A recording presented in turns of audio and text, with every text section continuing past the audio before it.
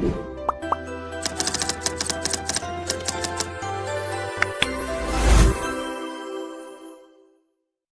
बच्चों, कैसे आप सब। स्वागत है आपका अपने नए YouTube channel Manish sir maths academy में।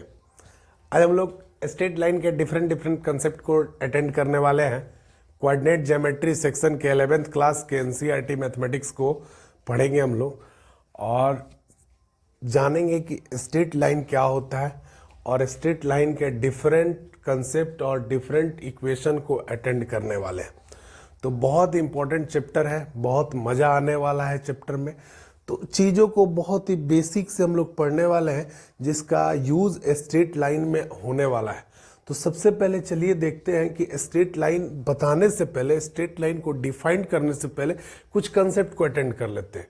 क्योंकि यह जो पूरा कंसेप्ट है हमको 2D में पढ़ना है, 2 डायमेंशन में पढ़ना है, 2D में पढ़ना है। इसलिए कि एक्स वाई प्लेन में, एक ऐसा प्लेन जिसमें एक्स वाई हो या कोई 2 एक्सिस हो, 2 एक्सिस वाले प्लेन में हम लोगों को पढ़ना है कोऑर्डिनेट ज्योमेट्री में डिफरेंट लाइन के इक्वेशन के बारे में। तो चीज़ों को बहुत ही बारीकी से समझेंगे कि क्या उसका कंसेप्ट होता है, क्या उसका लॉजिक होता है। मान लिया कि एक्स वाई प्लेन में कहीं पी एक पॉइंट दे दिया जिसका कोऑर्डिनेट है, इसको हम क्या बोलते हैं बाबू? कोऑर्डिनेट बोलते हैं। कोऑर्डिनेट, जिसका कोऑर्डिनेट है एक्स वाई, और इस पॉइंट को जहां से एक्स एक्सिस भी परपेंडिकुलर लाइन होगा, एक्स ओ एक्स और वाई ओ वाई डैश, ये भी लाइन होगा। तो ये जो पॉइंट होगा इसको हम क्या बोलेंगे? ओरिजिन। अब ध्यान से हमारी बातों को समझा जाए कि अगर P एक पॉइंट हो जिसका कोऑर्डिनेट आपको गिवन है, तो वाई एक्सिस के से जो परपेंडिकुलर डिस्टेंस है, वाई एक्सिस से जो डिस्टेंस है P का, इसको हम बोलते हैं एब्सिसा। बहुत इंपॉर्टेंट लॉजिक है, चीज़ों को अच्छे से समझेंगे कि ओरिजिन से जो इस पॉइंट की डिस्टेंस है इसको हम एब्सिसा बोलते हैं, जिसको कैसे डिनोट करते हैं बाबू? एक्स से डिनोट करते हैं। सेम सिमिलरली कि ये जो P से जो एक्स एक्सिस का डिस्टेंस है इसको हम बोलते हैं ऑर्डिनेट। जनरली इसको हम y से डिनोट करते हैं। कैसे डिनोट करते हैं बाबू? y से। तो ये बहुत इंपॉर्टेंट चीज़ है, इसको हम जानें कि अगर कहीं भी एक्स वाई प्लेन में अगर कोई पॉइंट हो तो उस पॉइंट का एक्स एक्सिस का जो एक्स एक्सिस पर कोऑर्डिनेट होगा, एक्स कोऑर्डिनेट होगा, इसको हम क्या बोलते हैं? एब्सिसा। वाई एक्सिस के कोऑर्डिनेट को क्या बोलते हैं? ऑर्डिनेट। फिर से आप बात समझेंगे कि एक्स एक्सिस के कोऑर्डिनेट को एब्सिसा, वाई एक्सिस के कोऑर्डिनेट को ऑर्डिनेंस। बहुत इंपॉर्टेंट है। अब ये एक्स एक्सिस है तो ओरिजिन से ये जो डिस्टेंस होगी वो एक्स होगी, और वाई एक्सिस के पैरेलल यानी कि इस पॉइंट P से जो एक्स एक्सिस का डिस्टेंस होगा इसको हम क्या मानेंगे? ये वाई होगा। तो बेसिकली बहुत इंपॉर्टेंट लॉजिक है, इसको समझेंगे हम लोग। अब हम लोग लेके चलते हैं कि equation of straight line. Actually straight line होता क्या है? जैसे मान लो कोई लाइन है, ध्यान से हमारी बातों को समझेंगे। तो कोई लाइन जो एक स्ट्रेट लाइन कहलाएगा, यह जो कलेक्शन होगा डिफरेंट पॉइंट से मिलके बना होगा, डिफरेंट पॉइंट से मिलके एक लाइन बना होगा, यानी पॉइंट के कलेक्शन हुआ होगा जो कि लाइन अटेंड कर रहा होगा। तो एक्चुअली है क्या ये स्ट्रेट लाइन? मान लो कि कहीं भी पॉइंट होगा तो वह एक्स वाई कोऑर्डिनेट के फॉर्म में होगा। सपोज करो कि कोई लाइन है इसी एक्सिस पर, ये एक्स एक्सिस और ये क्या है बाबू? वाई एक्सिस है। सपोज करो यहीं पे कोई पॉइंट है तो इसका ये डिस्टेंस भी रहा होगा और ये डिस्टेंस भी रहा होगा। यानी कि चीज़ों को हम ऐसा समझेंगे, ऐसा कह सकते हैं कि स्ट्रेट लाइन का इक्वेशन जो होगा वो एक रिलेशन का फॉर्म अटेंड करेगा एक्स वाई, यानी कि एब्सिसा और ऑर्डिनेंस के बीच का एक रिलेशन क्रिएट होगा, एक रिलेशन जनरेट होगा। उसी इक्वेशन को हम स्ट्रेट लाइन के इक्वेशन का नाम देते हैं। कि अब डिफरेंट तरह के स्ट्रेट लाइन हो गए। वो स्ट्रेट लाइन ऐसे भी हो सकता है, ऐसे भी हो सकता है, वो स्ट्रेट लाइन ऐसे भी हो सकता है। तो डिफरेंट तरह के स्ट्रेट लाइन होंगे और उस सारे स्ट्रेट लाइन को अलग अलग उसके कंसेप्ट के बारे में हम लोग जानेंगे, जो कि बहुत इंपॉर्टेंट लेक्चर होने वाला है। तो आप लोग प्लीज़ कहीं जाइए मत और ध्यान से इस वीडियो को पूरा अंत तक देखिए कि ताकि बहुत मजा आए इसमें। ठीक है, तो चलिए वीडियो को पोस्ट करें और इसको नोट करें। और सबसे इम्पोर्टेंट बात कि स्ट्रेट लाइन शुरू करने से पहले मैं कुछ इम्पोर्टेंट कंसेप्ट डिस्कस करने वाला हूं, क्योंकि वो चीज आप लोग पढ़ चुके हैं, लेकिन फिर भी यहाँ पे मेरी जिम्मेदारी है कि उसको रिमाइंड करा दूं, ताकि इसके कंसेप्ट में, स्ट्रेट लाइन के कंसेप्ट में आपको कहीं दिक्कत नहीं हो। तो बेसिकली मैं आपको बताऊं कि स्ट्रेट लाइन होता क्या है। तो स्ट्रेट लाइन किसी भी पॉइंट, एक्चुअली पॉइंट बहुत सारे पॉइंट के कलेक्शन का एक सेट होता है, यानी कि किसी लाइन पर बहुत सारे पॉइंट होंगे और वो जो पॉइंट होंगे तो उस पॉइंट का जो रिलेशन होगा वही स्ट्रेट लाइन के इक्वेशन के फॉर्म में कन्वर्ट हो जाएगा।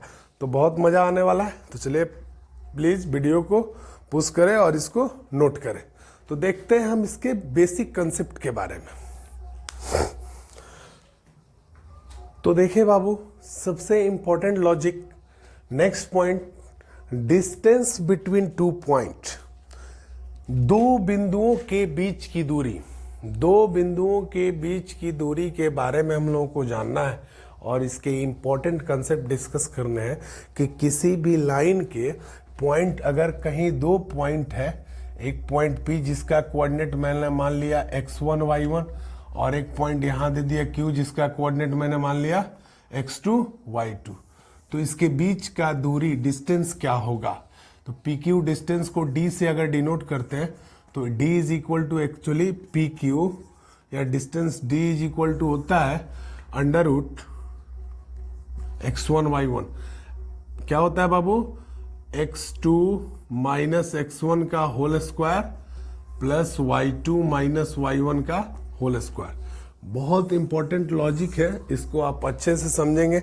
अब आपका ये क्वेश्चन हो सकता है कि ये कैसे होगा। ये चीज हम लोग प्रीवियस आप लोग पढ़े होंगे 10 क्लास में, डिस्टेंस बिटवीन टू पॉइंट, दो पॉइंट के बीच का डिस्टेंस कैसे निकाला जाता है। तो एक पॉइंट अगर x1 y1 कोऑर्डिनेट है, दूसरा पॉइंट x2 y2 कोऑर्डिनेट है, तो उसके बीच का distance PQ is equal to क्या होगा बाबू, D। इसको D मान लिया डिस्टेंस को, under root x2 minus x1 का whole square plus y2 minus y1 का होल स्क्वायर। अब इसको कैसे प्रूफ करेंगे, तो बहुत ज्यादा प्रूफ में हम लोग नहीं जाएंगे, लेकिन बेसिकली अगर कोई दिक्कत है तो मैं आपको बता दे रहा हूं कि अगर इसको प्रूफ दिखाना है तो सपोज कर लो कि ओरिजिन x एक्सिस और ये y एक्सिस, P एक पॉइंट है जिसका कोऑर्डिनेट है x1 y1, Q एक पॉइंट है जिसका कोऑर्डिनेट है x2 y2। P से परपेंडिकुलर यहां गिरा दो, Q से परपेंडिकुलर यहां गिरा दो, P M, Q से Q N। अब सिंपल सा लॉजिक है कि P का जब इसको ऐसे मिला दो, ये डिस्टेंस, एक चीज पता है कि P का कोऑर्डिनेट है x1 y1। तो जस्ट मैंने आपको अभी बताया प्रीवियस लेक्चर में कि x1 y1 अगर P का कोऑर्डिनेट है तो इस x1 को एब्सिसा बोलते हैं, यानी ओरिजिन से इस पॉइंट की जो डिस्टेंस होगी इसको हम क्या बोलेंगे, x1। यानी कि ये डिस्टेंस क्या हो जाएगी, x1 हो जाएगी, और ये डिस्टेंस क्या हो जाएगी बाबू, y1 हो जाएगी। बहुत इंपॉर्टेंट लॉजिक है बेटा। और सेम उसी प्रकार Q पॉइंट है x2 y2, यहां पॉइंट है, हमको इसका डिस्टेंस फाइंड करना है, दूरी निकालना है, ये दूरी आपको निकालना है। तो Q का कोऑर्डिनेट है x2 y2, तो ओरिजिन से N की दूरी ये हो जाएगी x2, चेक कर लो भाई, बहुत इंपॉर्टेंट है। और ये जो डिस्टेंस होगी उसको हम बोलेंगे y2। देखो अब ध्यान से हमारी बातों को समझा जाए। अब यहाँ पे हम पाइथागोरस प्रमेय का, पाइथागोरस थ्योरम को अप्लाई करने वाले हैं। बहुत इंपॉर्टेंट है भाई। सबसे पहले देखो कि ये लाइन को यहाँ से मैंने इस लाइन को मिला दिया और मान लिया कि इस पे परपेंडिकुलर मैंने R दे दिया। तो in triangle PQR we know that in triangle PQR Pythagoras theorem क्या होता है भाई, PR square plus QR square, PR square plus QR square is equal to PQ square. यही ना, PQ स्क्वायर मतलब PQ का whole square, distance between two point. तो थोड़ा सा एक चीज देखो, P R square P Q का होल स्क्वायर एक ही बात है, P Q square is equal to क्या होगा, P R square plus Q R square, तो थोड़ा सा ध्यान देने वाली बात है कि अब यहां से पी आर का वैल्यू क्या होगा और क्यू आर का वैल्यू क्या होगा। चेक कर लो भाई, पी आर निकालना है तो टोटल डिस्टेंस x2, ये डिस्टेंस x1, तो x2 में से x1 घट गया तो इतना निकल गया ना, तो ये डिस्टेंस हो जाएगा x2 माइनस x1, और ये निकालना है बाबू तो टोटल पता है, और r से n की जो डिस्टेंस होगी p से m की डिस्टेंस के इक्वल होगी, तो ये डिस्टेंस हो जाएगा y2 माइनस y1। ठीक है, बहुत इंपॉर्टेंट है। तो इसको आप क्या लिखोगे कि P Q whole square is equal to P R square, P R x2 minus x1 का whole square plus y2 minus y1 का होल स्क्वायर। सेम उसी प्रकार पी क्यू का वैल्यू क्या हो जाएगा, स्क्वायर हटेगा तो रूट आ जाएगा बाबू इस साइड, यानी कि x2 माइनस x1 का whole square plus y2 minus y1 का होल स्क्वायर। यही होता है डिस्टेंस बिटवीन टू पॉइंट के बीच का डिस्टेंस, यही होता है। बहुत इंपॉर्टेंट कंसेप्ट है, इसको आप अच्छे से समझेंगे ताकि कोई दिक्कत न हो। एकदम सिंपल सा लॉजिक है, चेक कर लो। अगर कोई भी दिक्कत हो तो वीडियो के कमेंट में जरूर बताओ और हमसे पूछो। तो चलिए इस पर एक क्वेश्चन देखते हैं कि अगर कहीं पॉइंट P है और एक पॉइंट Q है, तो मान लिया कि P का जो डिस्टेंस है, P का डिस्टेंस हम मान लें, एनसीईआरटी का क्वेश्चन है 4, 5, और यहां डिस्टेंस Q का डिस्टेंस है -3, 2। तो चीजों को बिल्कुल ही आसान तरीके से समझेंगे। इसको बोलेंगे x1 y1, यानी कि क्या हो गया x1 y1 और x2 y2। अब 2 पॉइंट के बीच का डिस्टेंस निकालना है। P Q is equal to, formula क्या कहता है, x2 माइनस x1 का होल स्क्वायर। तो x2 क्या हुआ -3 माइनस x1 क्या हुआ -4, तो -3 माइनस क्या हो गया 4 का होल स्क्वायर प्लस y2 यानी 2 माइनस 5 y1 का होल स्क्वायर। बिल्कुल ही अच्छे से समझेंगे। ये -3 -4 -7 का होल स्क्वायर प्लस 2 माइनस 5 -3 का होल स्क्वायर, 21 प्लस 9, सॉरी 7 7 जा कितना होगा भाई 49 ना होगा, 49 प्लस 9, 49 और 9 कितना हो जाएगा, चेक कर लो बताओ तो। Distance between 2 point 858 √58।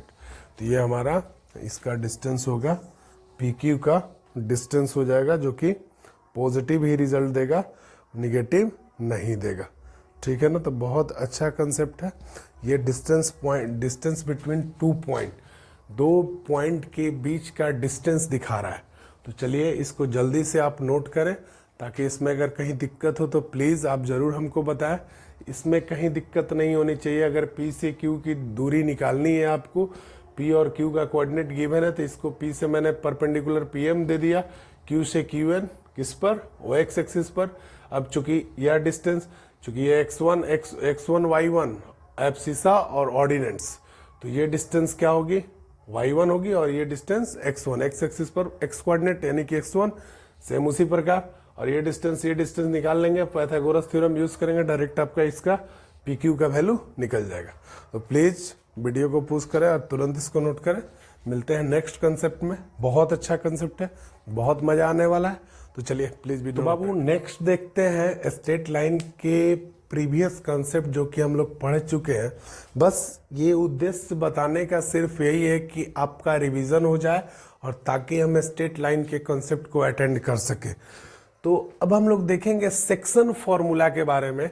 Section formula क्या होता है? सेक्शन फॉर्मूला शब्द से ही एक चीज परिचित है कि सेक्शन का मतलब होता है बांटना, 2 पार्ट या किसी 2 पार्ट में बांटना। अब कौन कितना पार्ट होगा ये, यानी कि आपको रेशियो गिवन होगा कि इतना किसी भी लाइन को या किसी लाइन को वो बांट रहा है इतना रेशियो इतना में। तो अब सेक्शन फॉर्मूला में भी दो कंसेप्ट है, एक है इंटरनल डिवीजन और सेकेंड है बाबू एक्सटर्नल डिवीजन। इंटरनल डिवीजन का मतलब होता है कि कोई लाइन है P और यहाँ P पॉइंट है और यहाँ पे क्या है बाबू Q है, और R कहीं यहाँ पर ये नहीं दिख रहा है, मिडिल नहीं होना चाहिए, कहीं भी है, कहीं भी अगर कहीं पॉइंट R है जो PQ को बांट रहा है, PQ को इंटरनली डिवाइड कर रहा है। इंटरनली मतलब PQ के अंदर डिवाइड कर रहा है, ठीक है। तो मान लिया कि वो डिवाइड करने का रेशियो M/N है। चीजों को बिल्कुल ही अच्छे से समझेंगे। माना कि P से Q तक एक डिस्टेंस, एक लाइन है और इस लाइन को R इंटरनली डिवाइड कर रहा है, R इंटरनली डिवाइड कर रहा है इस पॉइंट पर। तो किस रेशियो में कर रहा है? M/N। तो R का कोऑर्डिनेट क्या होगा? तो R का कोऑर्डिनेट कुछ भी होगा, कुछ ना कुछ तो होगा ही होगा। तो वही कह रहा है इंटरनली डिवीजन यानी सेक्शन फॉर्मूला इंटरनल डिवीजन जब कर रहा है P और Q को, तो एक्चुअली इसका मतलब क्या हुआ कि PR divide by RQ। P से जो अभी दोनों का रेशियो है यानी कि PR बाई RQ, यानी इसको किस रेशियो में बांट रहा है? M/N में डिस्ट्रीब्यूट कर रहा है। तो आपसे कह रहा है कि इस R का कोऑर्डिनेट क्या होगा से, और कैसे डिवाइड कर रहा है, कैसे बांट रहा है? तो इंटरनली डिवाइड कर रहा है। कैसे कर रहा है बाबू? इंटरनली कर रहा है। तो बहुत इंटरनल जब इसको क्या करेगा? डिवीजन करेगा, डिवाइड करेगा, तो इसका कोऑर्डिनेट, मान लिया कि इसका कोऑर्डिनेट अगर XY है तो X और P का कोऑर्डिनेट मान लिया X1 Y1 और इसका कोऑर्डिनेट X2 Y2। तो जब इंटरनली डिवाइड करेगा तो X जो होगा वो क्या होगा?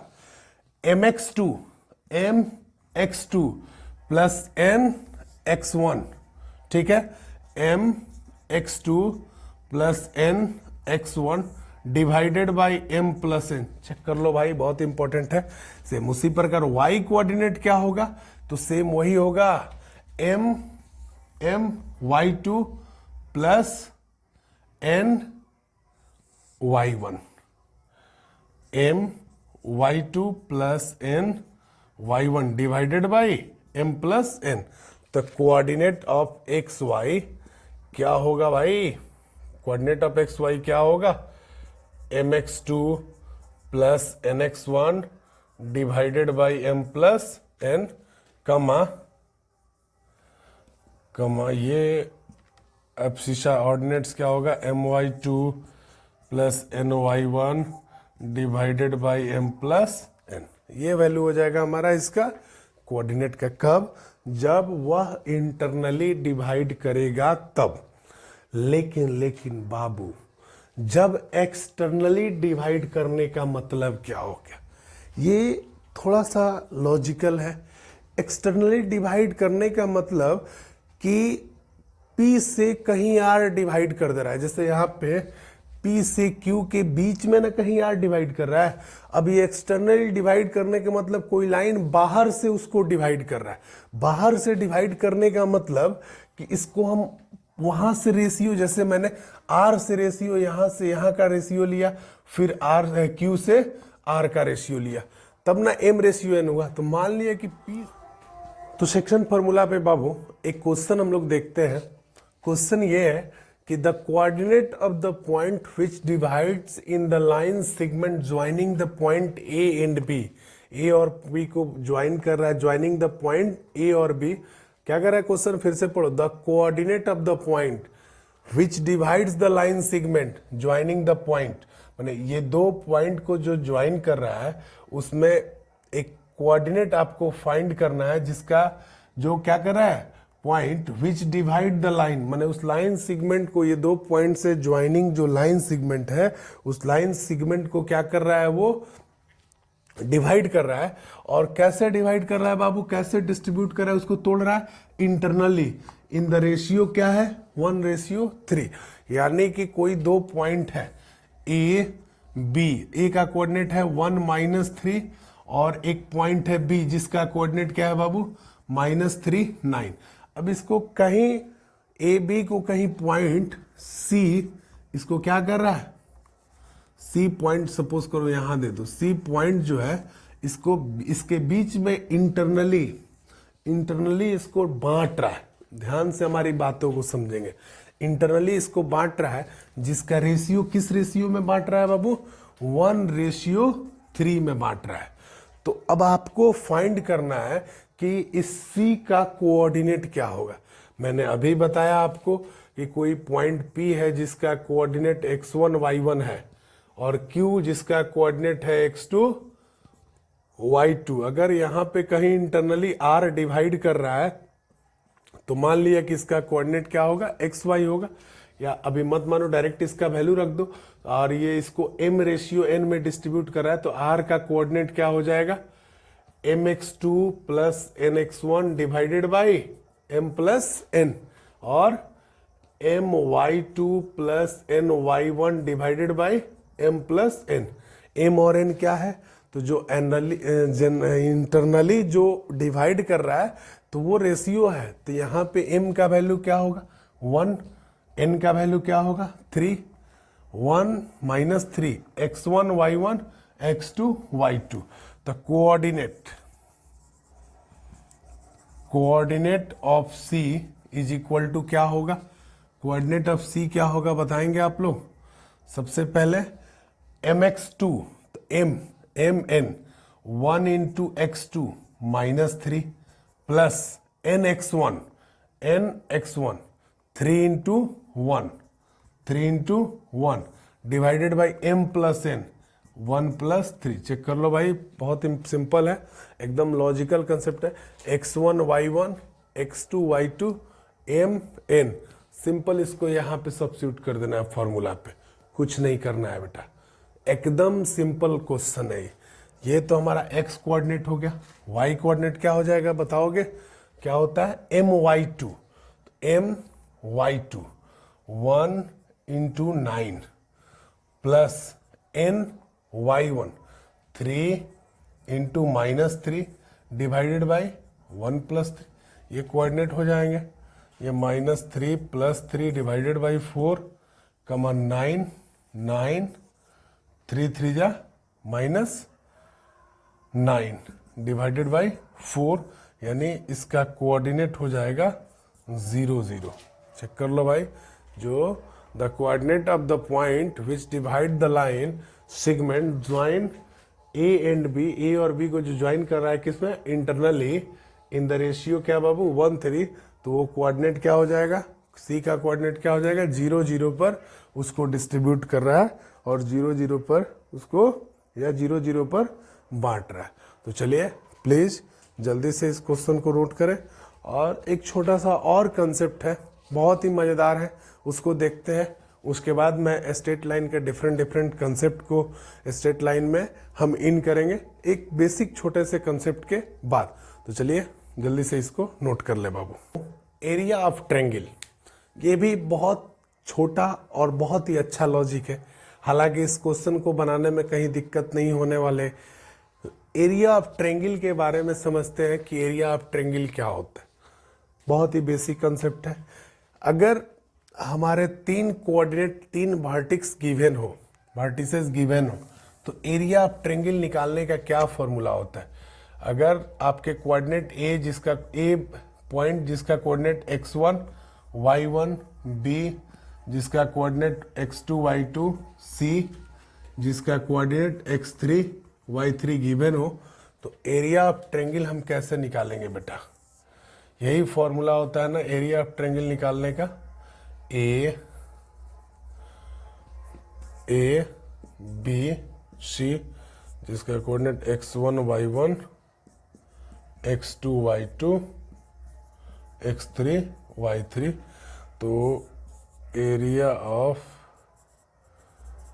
Triangle is equal to, generally इसको डेल्टा से डिनोट करते हैं, 1/2 मॉड में एरिया ऑफ ट्रायंगल हमेशा पॉजिटिव होता है, वह वैल्यू निगेटिव अटेंड नहीं करता है। बहुत इंपॉर्टेंट है, चीज़ों को अच्छे से समझेंगे, कोई भी एरिया निगेटिव नहीं होता है, ना ही उसका डिस्टेंस निगेटिव होता है किसी का। तो 1/2 क्या होगा, x1 y2 minus y1, y2 minus y3 plus x2, y3 minus y1 plus x3, y1 minus y2। चीज़ों को बिल्कुल अच्छे से समझेंगे। ये हमारे एरिया ऑफ ट्रेंगल का वैल्यू होता है। ऐसे ही हम एरिया ऑफ ट्रेंगल फाइंड करते हैं। एकदम सिंपल सा लॉजिक है कि x1 y2 माइनस y3 एकदम टू द पॉइंट है, जैसे एक चेन की तरह बना हुआ है। x1 y2 minus y3 plus x1 के बाद x2 लेंगे तो 2 के बाद 3 1 रिसाइकिल 1 2 3 ऐसे ही होगा। तो x2 लेंगे तो y3 minus y1 plus x3 लेंगे तो x3 into y1 minus y2। तो ये एरिया ऑफ ट्रेंगल हम ऐसे ही निकालते हैं। ये एरिया ऑफ ट्रेंगल का फॉर्मूला होता है। अगर आपको इसको प्रूफ करना है तो ऐसे ग्राफ पर कोई कहीं से भी एक ट्रेंगल ले लेंगे ए बी सी, जिसका कोऑर्डिनेट है, यहाँ पे देख लो, x1 y1, x2 y2, x3 y3। ये बहुत कुछ खास इंपॉर्टेंट नहीं है, ट्रिपेजियम बन जा रहा है ऐसे। तो आपको अगर आप ये एम एन एल ये मैंने परपेंडिकुलर गिरा दिया, तो जाहिर सी बात है बाबू, ये डिस्टेंस x1, ये डिस्टेंस क्या हो जाएगी बाबू, सॉरी, ये डिस्टेंस x1 और ये डिस्टेंस y1, यहाँ पॉइंट है। तो ये पूरा जो डिस्टेंस होगा वो क्या होगा, y2, और यहाँ से यहाँ तक x2।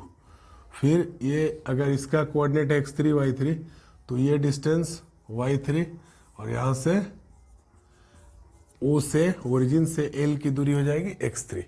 तब आपका सिंपल सा लॉजिक है कि पॉइंट निकल जाएगा। अगर आपको ये डिस्टेंस फाइंड करना है तो ये distance, total distance x2 minus x1,